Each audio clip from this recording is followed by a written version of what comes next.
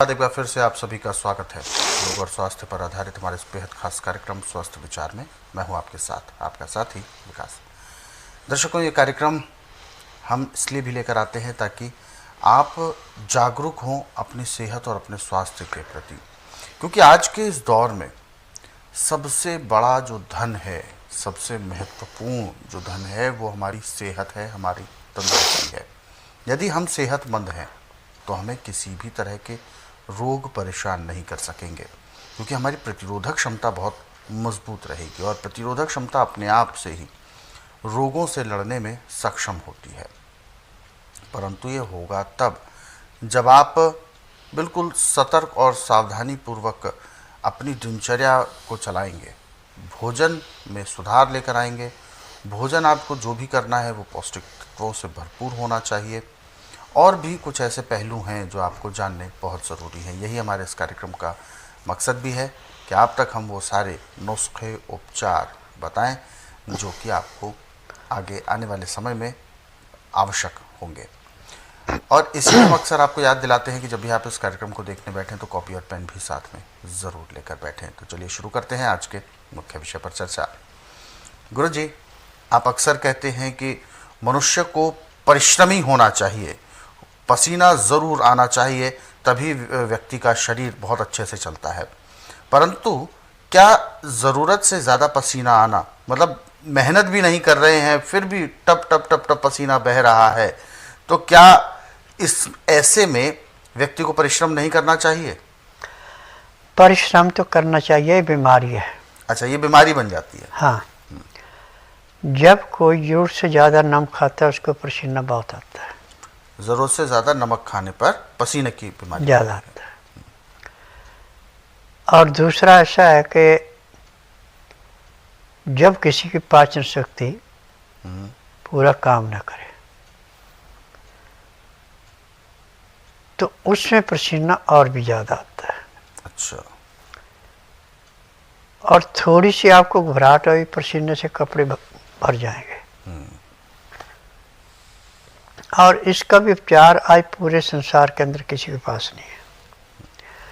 परंतु मैं नाड़ी वैद्य हूँ, मेरे पास तो ऐसे है जैसे दूध में से मक्खी निकालना। अब जिसको पसीना बहुत आ रहा है उसका नमक टोटली बंद कर देते हैं और उसको अदरक के रस में शहद मिला के देते हैं, जिससे कि उसका पसीना कंट्रोल हो जाता है। और भूख ऐसे तो शहद से ही मिट जाती है, परंतु फिर भी यदि ज़्यादा भूख है तो पपीता काटो पका हुआ, उसको शहद में डाल के उसको खाओ, आपकी भूख भी मिटे, पसीना भी कम आएगा।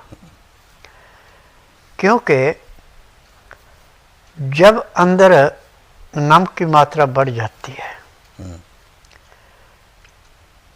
तो जैसे वर्षा ऋतु के बाद ज़मीन पानी ज़्यादा पी लेती है, उसके बाद वो ज़मीन पानी छोड़ती है, ऐसे शरीर पानी छोड़ता है, पसीना। तो पपीता और शहद भी इसको कंट्रोल करता है, और शहद और अदरक का रस भी कंट्रोल करता है। क्योंकि पाचन शक्ति पूरा काम कर रही, जितना उसको पानी चाहिए उसने लेके मल मूत्र के द्वारा बाहर निकाल दिया, पसीना कम आएगा। मल मूत्र से तो पानी पूरा निकल नहीं रहा, तो फिर शरीर से पसीना आता है। ये सारा दोष हमारी पाचन शक्ति का है। जब आप मैदे की चीज़ें, तली हुई चीज़ें, बासी खाना, बेटैमा खाना खाएंगे, खाना खाते समय पानी नहीं पिएंगे, फिर ये बीमारी दिन दुगने रातें चौगुनी बढ़ती है। और इस बीमारी के मरीज मेरे पास गर्मियों में ज़्यादा आते हैं, सर्दियों में भी हर महीने 8-10 मरीज आते हैं। परंतु उनको जब दवाई दी जाती है और दवाई खाते हैं तो जिस दिन आते हैं उसी दिन उनको 25 से 30% राह मिल जाता है, और 15 दिन में उनका पसीना कंट्रोल हो जाता है, दवाइयाँ बंद होती, महीना दवाई खिलानी नहीं पड़ती। बाकी बीमारियों में महीना, 1.5 महीना, 2 महीने भी दवाई चलती है, पसीने के लिए 15 दिन से ज़्यादा की दवाई नहीं खिलानी पड़ती। तो गुरु जी, ये जो पसीने की जो समस्या है, कभी कभी ऐसा होता है कि पसीने में स्मेल भी बहुत आती है, वो क्यों होता है? जब बच्चा पैदा होता है जी।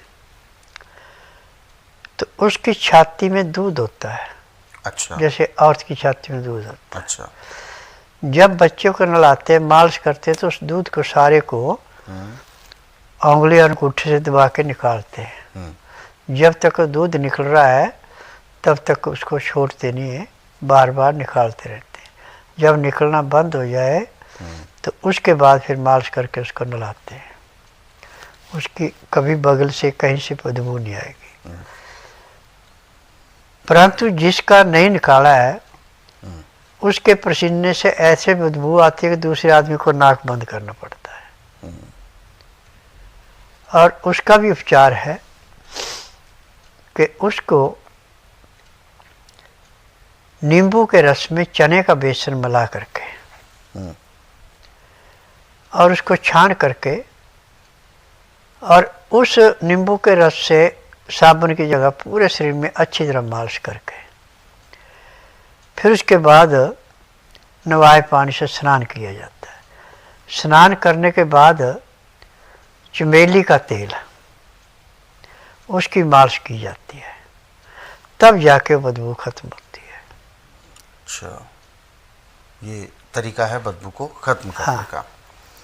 बिल्कुल, ये जो चीज़ें दर्शकों आपको गुरुजी ने बताई हैं, इस नुस्खे को ज़रूर आप याद रखें और ये ख़ास तौर पर वो महिलाएं ज़रूर याद रखें जो जिनके बच्चे हैं या बच्चे होने वाले हैं, ताकि, और वैसे तो महिलाएं सभी इस बात को ध्यान रखें, क्योंकि परिवार में जब संतान उत्पत्ति होती है तो ऐसे में बहुत सारे नुस्खे काम आते हैं उस बच्चे के लिए, क्योंकि आज के इस दौर में यही घरेलू नुस्खे जो होते हैं ये विलुप्ति के कगार पर हैं, जिन्हें दादी नानी के नुस्खे कहा जाता है, क्योंकि बड़े बुज़ुर्ग जो होते हैं ये इन नुस्खों का ही प्रयोग करके बहुत सारी ऐसी चीज़ें हैं जिन्हें घर पर ही ठीक कर लेते हैं, और ये ज़रूरी भी है और पूर्णतः साइंटिफिक होते हैं।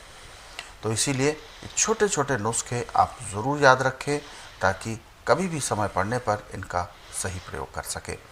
और